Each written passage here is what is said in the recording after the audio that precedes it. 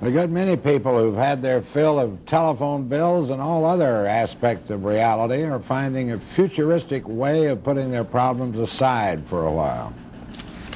In the long lines in front of the big city theaters across the country, the moviegoers wait for 6 hours or more. They are waiting to escape. At the box office, they are buying a few hours out of this world. The film is called Star Wars. It and other recent Hollywood offerings are obviously giving the public what it wants, total escape cinema. Some fans just can't get enough of it. God, really? I have a friend who's seen it 4 times already.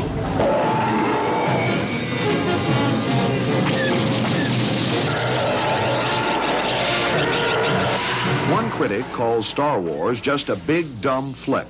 But like most reviewers, he points out the public is in a mood for fanciful, pure entertainment and adventure. There's nothing heavy, no big message in these kinds of pictures. Star Wars is simply a cosmic comic book movie, one which really moves. There are such basics as corny dialogue reminiscent of the Saturday serials of the 1930s. Don't worry, you'll hold together. Hey, baby, hold together. And plot basics, like a captured princess in peril and in serious need of rescue. The producer of Star Wars believes he knows why it and other escape movies are now big hits. In times of prosperity, we tend to be more self-critical and self-analytical and can accept it. In times of lesser prosperity, both economic and sociological, we tend to prefer more escapist entertainment and like to see a lot of like in the 30s with the big Busby Berkeley musicals. I think maybe we're getting back to wanting to see a little more soft entertainment and have a good time and really enjoy ourselves. Today, moviegoers of all ages seem to want to get involved, cheering the good guys in white and hissing the bad guys, costumed ominously dark. Rocky is another film with the same appeal. Here, there is a real hero, the values relatively simple, and a happy ending. The audience is fulfilled. Rocky was the Academy's Picture of the Year last year, big box office. Star Wars this year is attracting even larger audiences. But whether it's these or other escapist movies, when they emerge from the theaters, the audiences are happy. Just ask. Sure, I love it. That's my favorite kind of entertainment. Why? Look at this. Yeah. I love to escape from that. I mean, we've just had so many kind of burned out on all the social commentary movies we've had. There's no doubt about it, the big movie makers see the trend. Now, I guess what we're going to find is the combination of Rocky and Star Wars. You know, I've got a movie that reminds me of Rocky, Star Wars, Easy Rider, Sound of Music, and all put into one. You know, an attempt to try to chase the winner. Stop that ship! Blast! With Star Wars, 20th Century Fox does indeed have a winner. The old Fox Studios badly needed one. On Wall Street, the company's stock took off almost as fast as the movie Spaceship. And that's certainly enough to accelerate production of more and more totally escapist films. Terry Drinkwater, CBS News, Hollywood. 9 before the hour, the CBS Morning News returns to the present in a couple of minutes. And Chris Chase here now with stories about people. Chris? Thanks, Bob. Well, the movie opened Wednesday. Its name is The Empire Strikes Back, and what it is striking is pay dirt. 12 o'clock show has been sold out. All over the country, fans waited hours to buy tickets. In New York, people huddled under umbrellas. There were kids, old folks, even a guy in a Darth Vader suit. I just had this suit dry cleaned, too. It's dressed. And what is it all these people couldn't wait to see? This.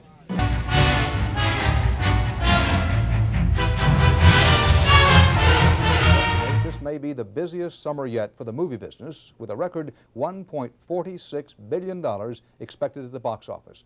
But as for the hottest movie of them all, Barry Peterson reports the dark side of the Force may be depleting the returns of the Jedi. May the Force be with us. The Force has been with Return of the Jedi, more than $160 million in revenue since it opened 6 weeks ago. But there is another Force, as sinister as any Empire plot to destroy Luke Skywalker. Thieves have stolen at least 5 prints of the movie from projection booths in this country and England. presumably to be copied for the home videotape market, where a pirated Jedi tape brings upwards of $500. In 2 cases, like this theater in Santa Maria, California, the theft was done at gunpoint. Angry film officials say some people get a kick out of owning contraband copies, a kick that has gone too far. How are people going to feel when Joe Smith in Albuquerque, New Mexico, who works in a theater and turns out to be braver than he should, and stands up to one of these armed robbers and gets shot? I mean, that could happen. And now all of a sudden there's blood on, you know, on these tapes. Now we find out if that code is worth the price we paid. It'll work.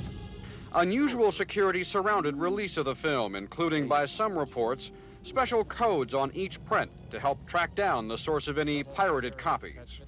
Ironically, some law enforcement officials believe the tight security surrounding Jedi may have led to the extreme efforts to get copies of the movies.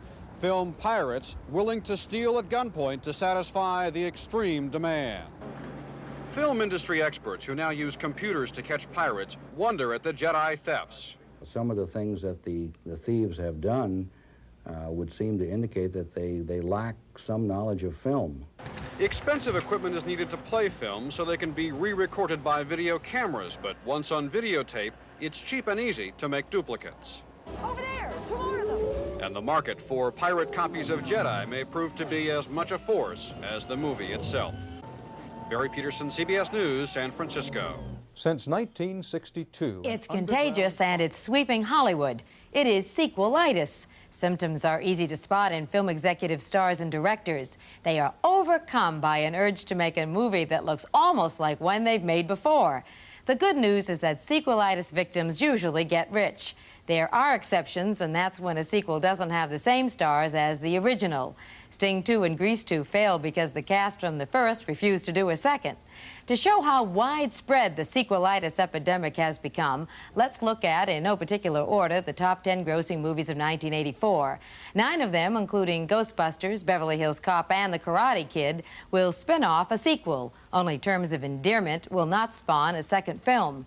And soon to come will be yet another Rocky, Airport 4, Jaws 4, a sequel to Poltergeist, and Psycho 3. Speed. Mark? Okay, one more rehearsal, please. Norman Bates is back in Psycho 3. And again, Tony Perkins is the star.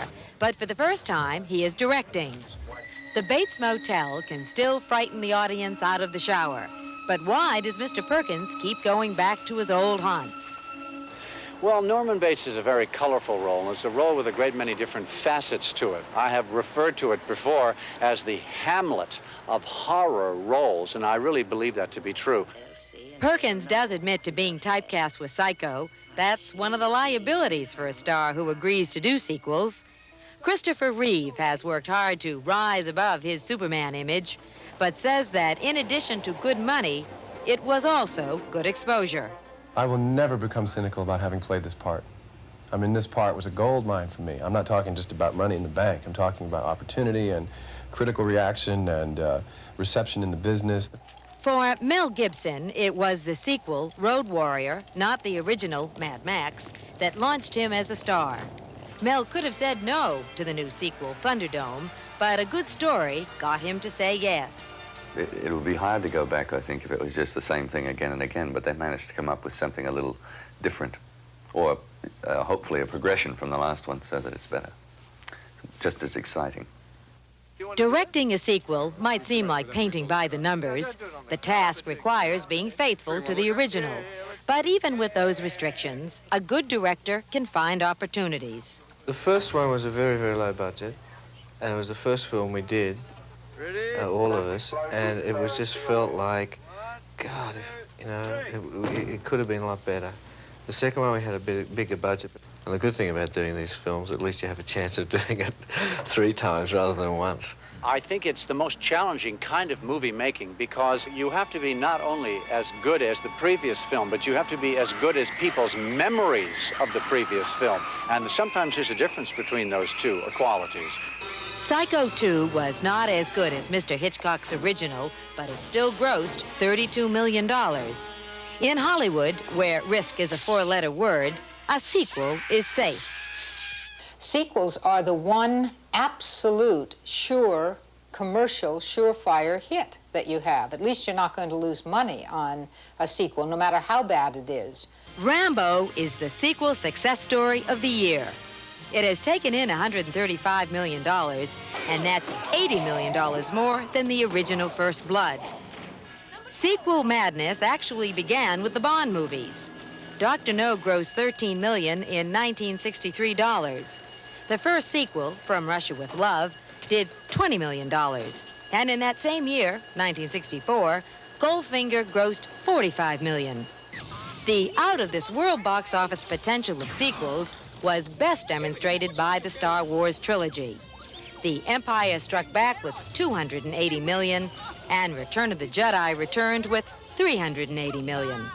The key to any sequel is a loyal audience, and what makes them loyal is a popular character.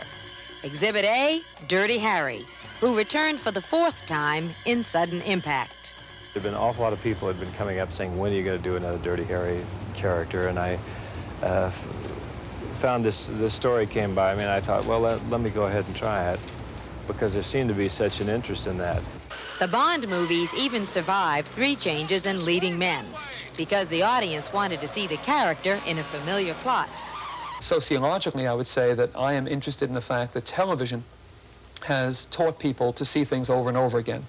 And in terms of a sequel, I think the idea of going to something you're comfortable with is now becoming ingrained in the public psyche, so that there is nothing wrong with seeing it not only 3 times in the original, but 3 times in the sequel if they like it. What Hollywood has learned in the last few years is that a movie audience would rather check into a movie they already know something about than take its chances with something new.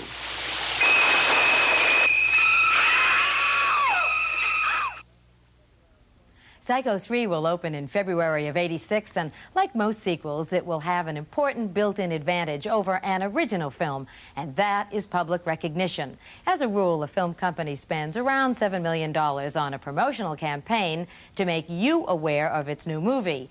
A sequel is pre-sold to the audience, and that's another reason why Sequelitis is here to stay.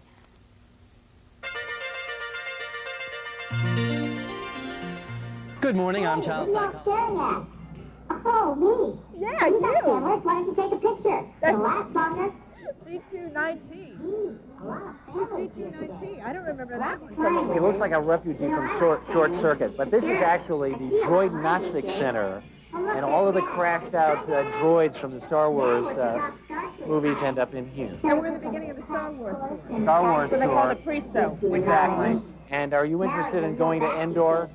Endor, is that what the Ewoks are? Yeah, absolutely. I want to go to Endor. They're so cute and fuzzy. Head this way. Little teddy bears. Something like that. Are you sure?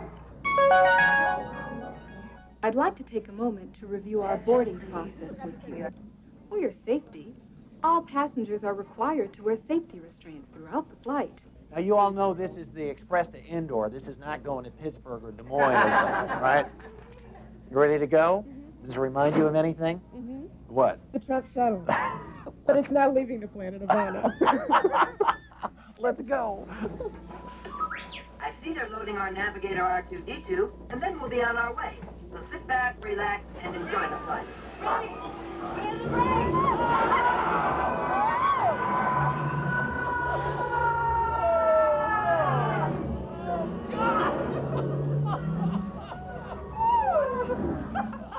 I meant to do that.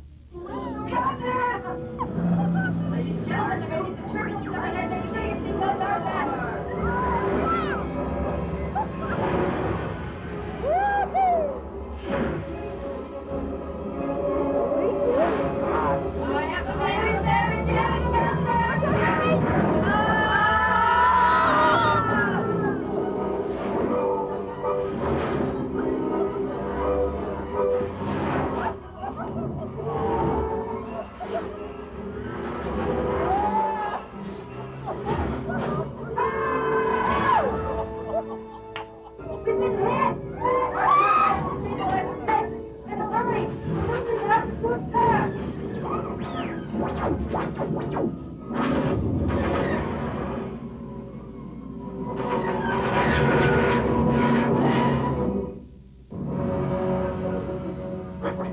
30. Follow me. Hey! I've always wanted to do this. Throw it in!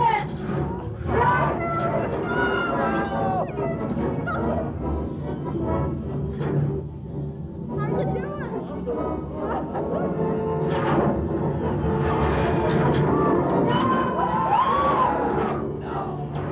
344, going in. Cover me.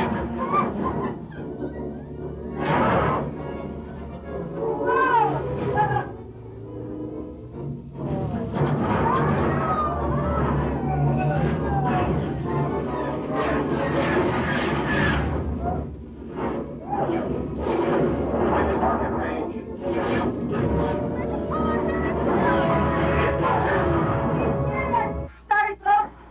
It was my first flight, and I'm still getting used to my programming. How are your stomachs? Still in there. You I'm did not much sure. better than I. I'm not sure mine is. Is this indoor? If it's Friday, it must be indoor. We'll be back.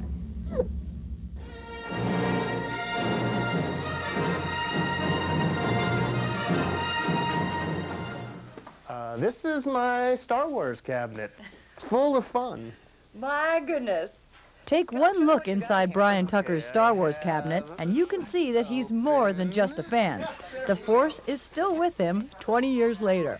Just from when it first came out. And then when we were in line at Grauman's Chinese, when it was Grauman's Chinese, they were handing these out the first night. I have a friend who's seen it 4 times already. Back in 1977, everybody wanted to own a little piece of Star Wars, and the studio was happy to oblige. You could purchase everything from an R2-D2 cookie jar to a Jabba the Hutt candy container, from a doll that originally sold for $1.58 to an original Darth Vader mask, and Brian bought it all.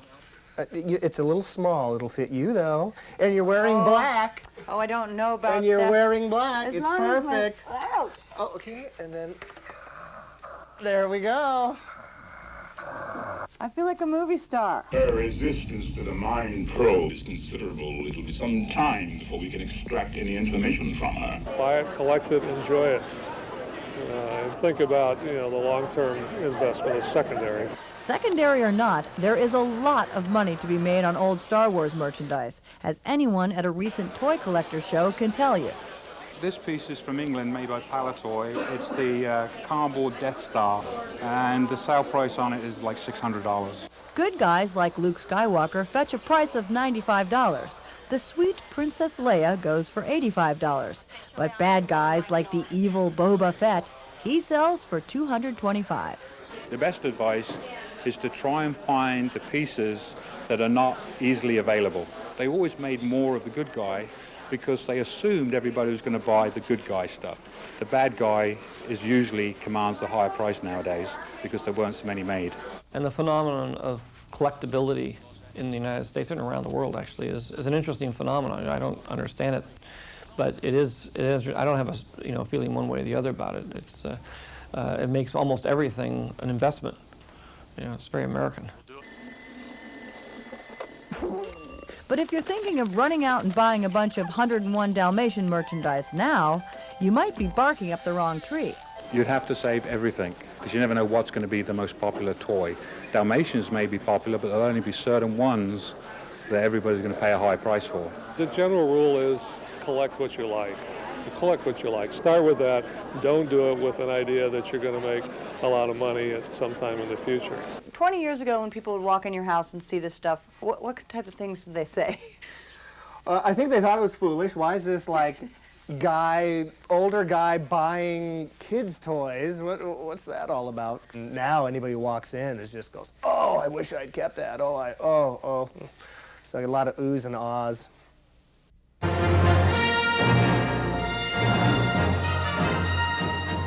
It's a multi-billion-dollar force that's back on the big screen, the crown jewel of a 20-year-old money machine.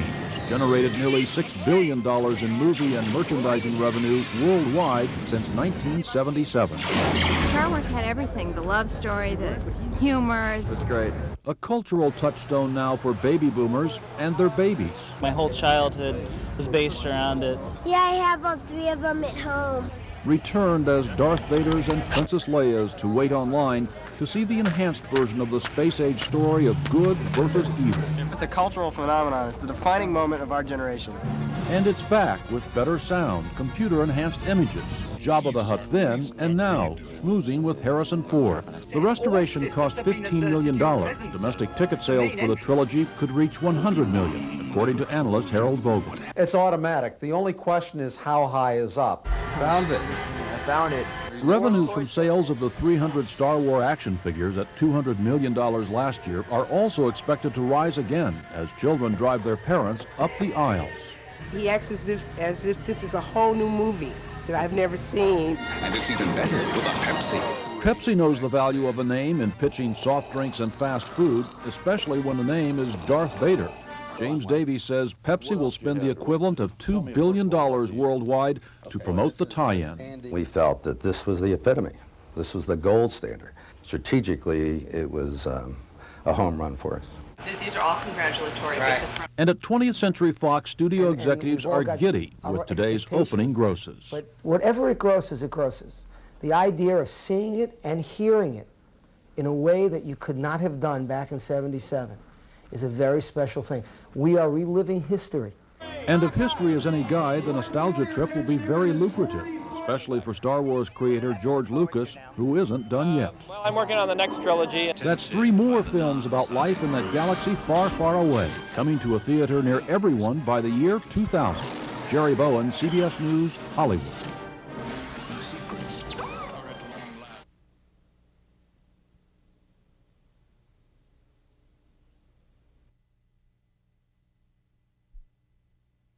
Some of your favorite movie stars of the 1970s are coming back to the big screen, and some of them are not even human. Mark McEwen, who is terribly human, is here with that in this morning's entertainment report. Jimmy Durante, the second choice for Snow White. A lot of people don't know that. That's sort of one of those minor things we're going to miss, Adrian. Star Wars is blasting its way back into theaters next week, 20 years after its original release. Thanks to new technology, the 70s have never looked better. Oh, it sure seems like a long time ago in a galaxy far, far away. Back in 1977, Star Wars jumped into the hyperspace of box office history. Now the filmmakers have added new scenes and improved others, cleaning up the entire print for a very special edition.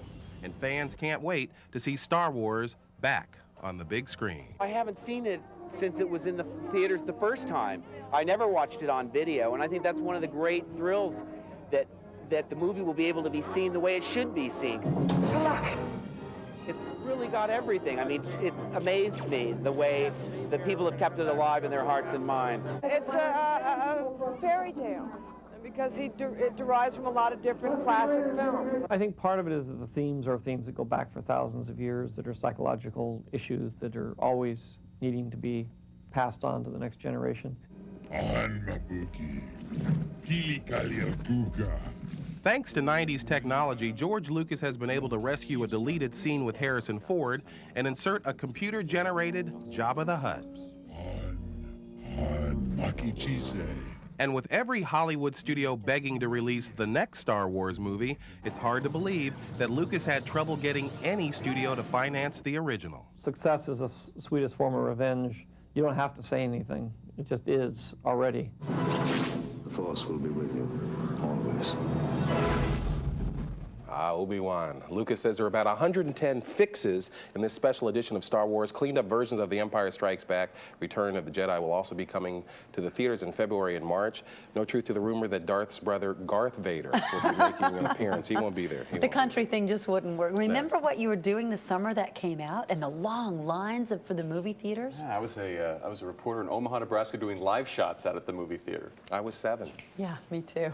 Coming up in our next hour, see why some endangered wildlife could be saved from extinction at a place once used to make weapons of war.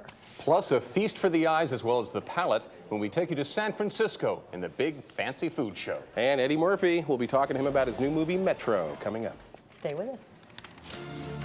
This portion of This Morning sponsored by Nature Made Vitamins. Can you believe it? It's been 20 years since moviegoers were first transported to a time long ago in a galaxy far, far away, a place of Ewoks and Jedi warriors. Well, Star Wars is back. Gene Siskel is at WBBM-TV in Chicago to tell us if this new version is an improved version. Good morning, Gene. Yes, it is, Mark. Slightly improved. I mean, some of the special effects look a little sharper. We have a couple of new scenes with new effects in them. You see a full-form Jabba the Hutt that you haven't seen before. But that isn't why seeing this picture again is so good. It's so good because it's so filled with so many different characters. You just hinted at a few: Jedi warriors, Ewoks, you got robots, you got dark princes, you got wise men. You got so much going on in this picture, and above all, it moves. Star Wars really does move. Take a look at this scene. Pilot for hire Han Solo, played by a then 34-year-old Harrison Ford, who had already clearly developed his laconic manner, assists young Jedi warrior in training Luke Skywalker, Mark Hamill, and Princess Leia, Carrie Fisher, in saving her kingdom by shooting down enemy forces. This whole scene plays like a video game long before video games were all the rage. Put in your quarters and shoot down the spaceships. And here's another video game-like moment deep into the film as Luke Skywalker, flying solo without Solo, he's grown up, attempts to destroy the Imperial Force's Death Star. Put in more quarters and go for another ride. Are you all right? I got a little cooked, but I'm okay. This new revitalized version of Star Wars does contain a couple of new scenes that producer-director George Lucas has said he couldn't get right the first time. Here we meet a full-form Jabba the Hutt, the outer space mob boss we didn't meet originally until the third film in the series, Return of the Jedi. New computer technologies make creating creatures easier this time around. Look at the way Jabba's eyes glisten. We believe in creatures, just like actors, because of their eyes.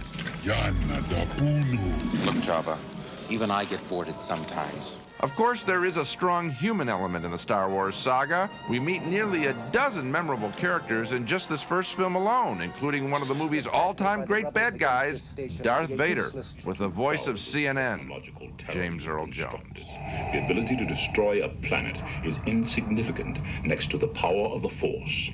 And in its Buccaneer spirit, the first Star Wars movie, much like Raiders of the Lost Ark 3 years later, evokes memories of Saturday morning movie serials. Star Wars was Flash Gordon for the 70s, now for the 90s.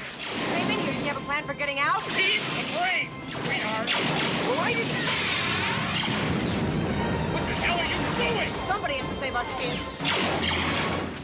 Let me just stress, Mark, just how quickly this picture moves along. Remember, we're familiar with it when we see it a second time. It still speeds along. Once Han Solo gets in the Millennium Falcon with his pals, this picture almost doesn't have a shot that doesn't move and hurtle the story along. That's excellent pacing. That is what is so special about seeing again. It doesn't slow down. It was 20 years ahead of its time in terms of pacing. It still can keep up with kids that are nuts about video games, and it's enjoyable in that regard. I remember the whole theater cheering when they made the jump to light speed in the movie. Where is its place in history? Where is Star Wars' place in movie history? Well, I'll tell you, let's look at it in terms of the film business. This was a huge hit, obviously. It became the best-selling movie of all time in its time.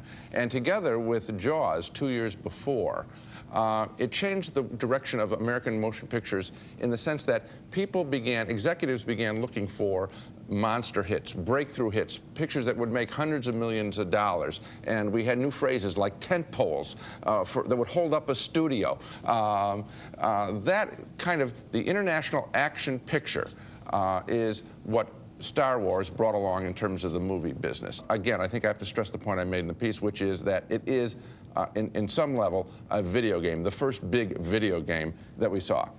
I remember getting my mom to go see it, saying, "Mom, it's not about space.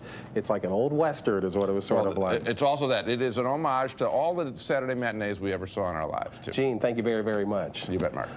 Jane? Thanks, Mark. Can't wait to see you again. TIE Fighter and X-Wing, both you're inside of a ship and you're flying around and shooting things. This one you're actually walking around.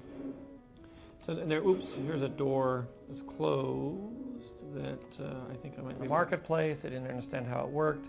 And we just keep moving along, and we have our own plan about how we're going to make this all work. And you know, we're taking a little different tack than some of the other people that are trying to make what they call interactive movies. We aren't shooting movies and then having you branch off and choose which course. We actually have a fully digital environment that you're allowed to move through anyway. Stirring music. Star Wars Episode 1, The Phantom Menace is off to a fast start with moviegoers, and making an equally fast career move is 10-year-old actor Jake Lloyd, who plays Anakin Skywalker, the young Darth Vader. You're coming with us, aren't you, Mom?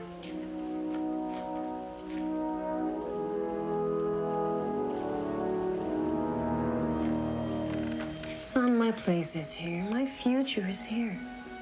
It is time for you to let go. I don't want things to change. What's the best thing about being an actor?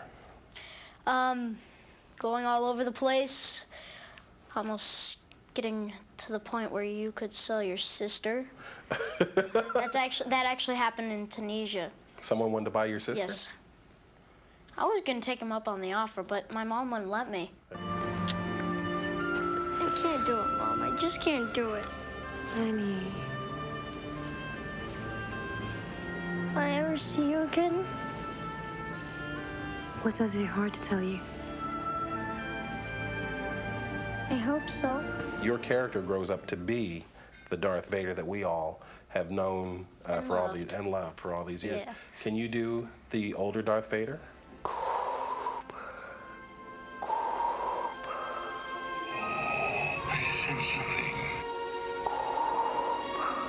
The force is strong with this one. That all translated into, Luke, I am your father. That was pretty good. That was pretty good. Now, did your friends, when you were making the movie, say, okay, it's all secret and we can't talk about it. Tell me what's going on. They're like, okay, Jake, would you please tell me the plot? No. Please, no. Please, no. Please, no. Okay, you want to know the plot? And then I'll tell them some science fiction book plot. That doesn't sound much like Star Wars. Now, for people my age, and I'm about 4 or 5 years older than you, Star Wars was one of my favorite movies. What are some of your favorite movies? Ferris Bueller's Day Off, 007 GoldenEye, I really like Harvey. That's a different kind of movie than both of those. Yeah, it is. Jimmy Stewart. Yeah, he's a really cool guy. Yeah. Of all the actors out there, who are cool to you? Mel Gibson? Harrison Ford, Mel Gibson, Danny Glover. I really have to say Sinbad's really cool. Okay.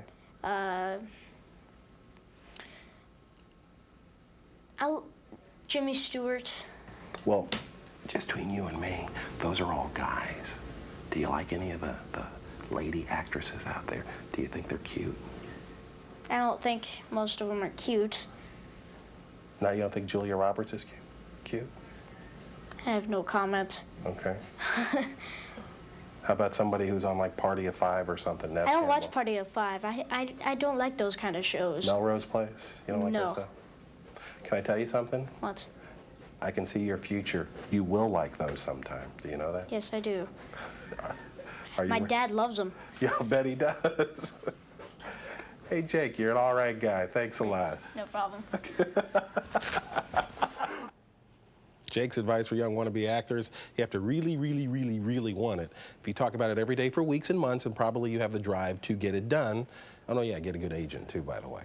The force is now with theater owners who want to sell advance tickets for the new Star Wars film. The movie Star Wars Episode 1, The Phantom Menace, opens May 19th.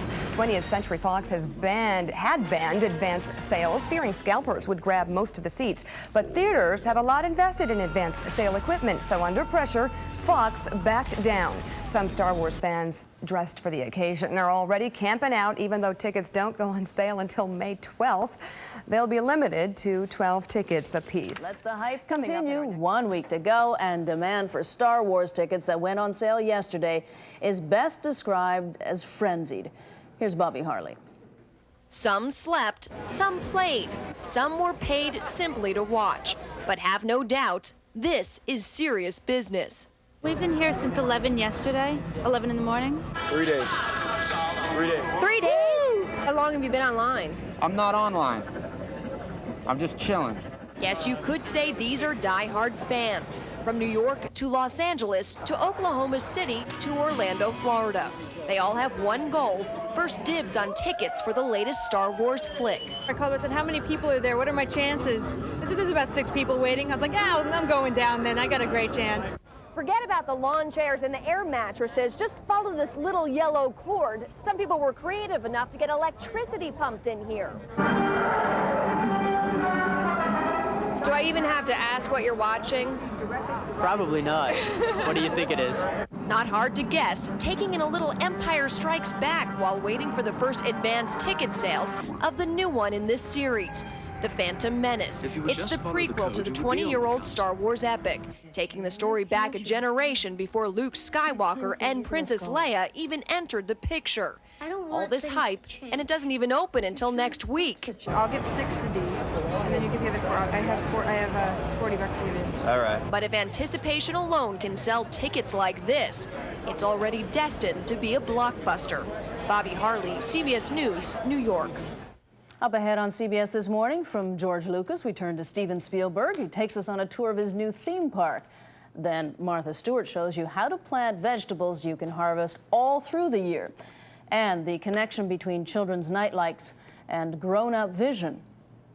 I'm Thalia Shuris, and following a meteor shower of hype, the new Star Wars movie, The Phantom Menace, has made its debut in theaters across the country. Thousands of fans stood in long lines to see the highly anticipated prequel last night. Bobby Harley joins us now outside a movie theater right here in New York City with more. Good morning, Bobby. Good morning, Thalia. Well, the sun has risen despite the rain and the mist here in New York City. And yes, there are still people watching this latest installment to the Star Wars saga. This latest group went in just about 6:30 this morning. They were behind hundreds of others who started seeing the movie just after midnight. And despite the bad weather, despite the long lines, those who've seen it say it's worth the wait.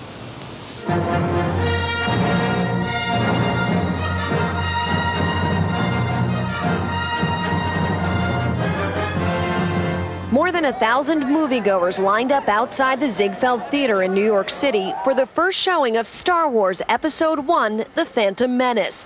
Some of these diehard fans even gave up sleep to catch the midnight opener. If you're here opening day at midnight, it's like you're part of history here, you know? These people are here to see Star Wars, and that's what they're going to get, and they're going to love it. This latest addition to the series is actually a prequel, setting the stage for what would become Star Wars. It's something that everyone can get into. Good versus evil. It's just the whole saga. Those lucky enough to get their hands on some tickets showed off their prized possession as they streamed into the theater. Once inside, fans couldn't contain their excitement, showing that so far, the hype is winning out over bad reviews. The Phantom Menace is expected to earn more than $100 million by Sunday. But then again, we are talking about a movie already considered one of the biggest films of all time, even before it made one dime at the box office. I think the hype will last for at least 10 or 12 weeks. We'll be playing this right into the summer. So now the big question, how was it? I think it was great, and I have tickets for 12 o'clock and another one at 8 o'clock tomorrow, and I'm going to see it twice. I want to know what happens next, you know? I'm ready for the next episode. And they don't even really need the fans for this one because this movie has already earned the $115 million it took to make it just from manufacturing and marketing deals alone. So all these sold out shows, well, they're only icing on the cake for this movie. Val, back to you. That's for sure, Bobby. Thanks so much. And later, Mark McEwen's Entertainment Report, a conversation with 10-year-old Jake Lloyd about his big role in The Phantom Menace. Other news now. Firefighters have contained a huge brush fire in the Florida Everglades, one that was sparked by lightning. The fire in Broward County began during a storm that moved across South Florida late yesterday. The blaze has scorched up to 5,000 acres of land. That was because of the weather. We're going to turn now to meteorologist Craig Allen with more on the weather. You're going to start in Texas, I believe? Yeah, so here you have a thunderstorm, produces lightning. Thing about me, what I've seen. We all need to run. Sure you're up for this? Hell no. Star Wars fans this morning are less than a month from the premiere of Episode 7, The Force Awakens. This is the first sequel George Lucas is not intimately involved in. Lucas opens up to Vanity Fair magazine about why he will no longer direct Star Wars movies. He says, quote, "You go to make a movie and all you do is get criticized, and it's not much fun." The Force Awakens is directed by J.J. Abrams. Lucas will not get a say in any of the new Disney-owned movies. I asked him about handing over the reins of the franchise he created. The issue was, ultimately, they looked at the stories and they said, we want to make something for the fans. So I said, all I wanted to do was tell a story of what happened. You know, it started here and it went there, and it's all about generations, and it's about, you know, the issues of fathers and sons and grandfathers, and it's a family soap opera. I am your father. We call it space opera, but people don't realize it's actually a soap opera, and it's all about family problems and that. It's not about spaceships. So they decided they didn't want to use those stories. They decided they were going to go do their own thing, and so I decided, fine. But basically, I'm not going to try to, they weren't that keen to have me involved anyway, but at the same time I said, I'm not going to, if I get in there, I'm just going to cause trouble, because they're not going to do what I want them to do. So, and I don't have the control to do that anymore, and all I would do is muck everything up. So I said, okay, I will go my way, and I'll let them go their way. And it really does come down to a simple rule of life, which is when you break up with somebody, the first rule is no phone calls.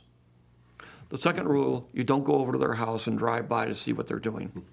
The third one is you don't show up at their coffee shop or the things what you're going to run in.